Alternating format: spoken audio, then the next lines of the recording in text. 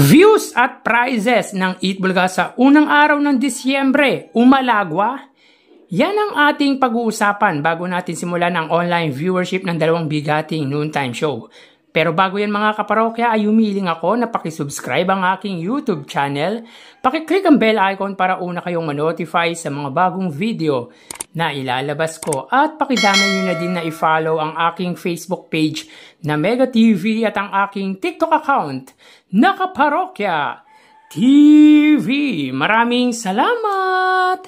So mga kaparokya, umpisan po natin sa prizes na ipinamigay ng dalawang noontime show kahapon. So kahapon po ang unang araw ng episode ng dalawang noontime show para po sa buwan ng Disyembre. So yun nga mga kaparokya, may kita po dito sa data na ang It's Showtime po ay may 10,000 pesos.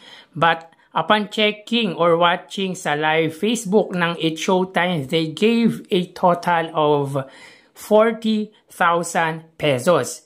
25,000 po mula po sa And the Breadwinner Is plus package or gift.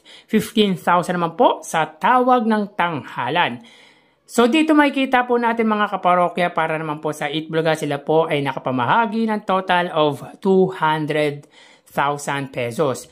20,000 po para po sa Pera Fee segment, 5,000 sa Birch 3 FB promo, 95,000 sa Sugod Bahay mga kapatid, 60,000 naman po sa Gimme 5 segment at 20,000 naman po sa Bawal Judgmental Ka Ba with a total of 200,000 pesos. At kung titignan po natin ang pagitan pagdating sa prizes ay 160,000 pesos pabor po sa noontime show ng Iconic Trio. But they combined a total amount of 240,000 pesos. So punta naman po tayo mga kaparokya sa highest views na nakuha po ng dalawang noontime show kahapon.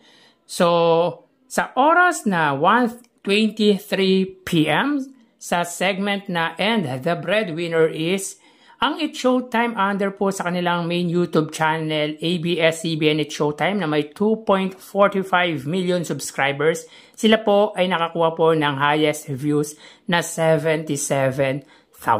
Para naman po sa Eat Bulaga under sa kanilang main YouTube channel, Eat Bulaga TVJ YouTube channel na may 1.17 million subscribers, sa oras na 1:48 PM at sa segment na Gimme 5, sila po ay may highest views na 98,000 viewers. So yun nga mga parokya, umalagwa dito pagdating sa highest views ang noontime show ng mga legit dabarkads. Kahit pa po, alam naman po natin pagdating ng araw ng Lunes ay naka-taped or pre-recorded po ang Eat Bulaga. Pero pagdating po sa online viewership or highest views ay talagang malayo po ang inilamang nito sa noontime show ni na Vice Ganda na live po ang episode kahapon. So ang pagitan po nila pagdating sa highest viewership ay 21,000.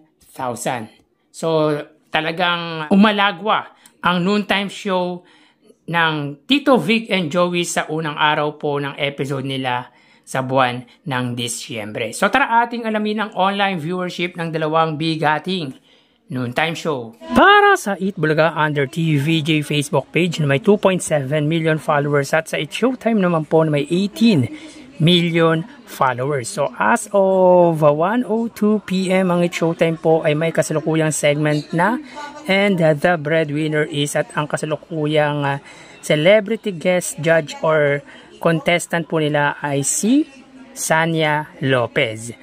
Samantalang sa Eat Bulaga po, sila po ay may kasalukuyang segment na Sugod Bahay mga kapatid. So dito makita po natin mga kaparokya, ang It's Showtime po ay may 5,900 live viewers. Samantalang sa Eat Bulaga pa po ay hindi pa po nagpa-pop up. So wait lang po tayo ng konting sandali mga kaparokya.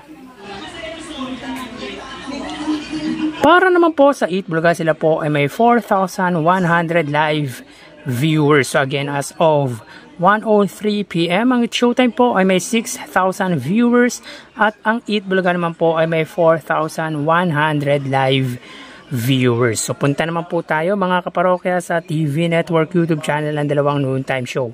Para po sa It's Showtime, under po yan sa GMA Network YouTube channel na may kasalukuyang subscribers na 37 million or 37.1 million subscribers. At sa Itbulaga naman po mga kaparokya, under po yan sa TV5 Philippines na may subscribers po na 2.14 million. So as of 1:03 PM, ang It's Showtime po under GMA, sila po ay may 13,000 viewers. Ang Itbulaga naman po under TV5 ay may 31,000 live viewers. So again mga kaparokya, as of 1:03 PM, ang It's Showtime po under GMA Network, sila po ay may 13,000 live viewers. At ang Itbulaga naman po under TV5 ay may 31,000 live viewers. So baligtaran po ang numbers ng dalawang noontime show or dalawang TV network YouTube channel. So punta naman po tayo sa main YouTube channel ng dalawang noontime show. Para po sa It's Showtime, under po yan sa ABS-CBN It's Showtime na may kasalukuyang subscribers na 2.45 million. At para naman po sa Itbulaga, under po yan sa Itbulaga TVJ YouTube channel na may 1.17 million subscribers. So as of 1:04 PM, ang It's Showtime mga kaparokya, sila po ay may 76,000 live viewers.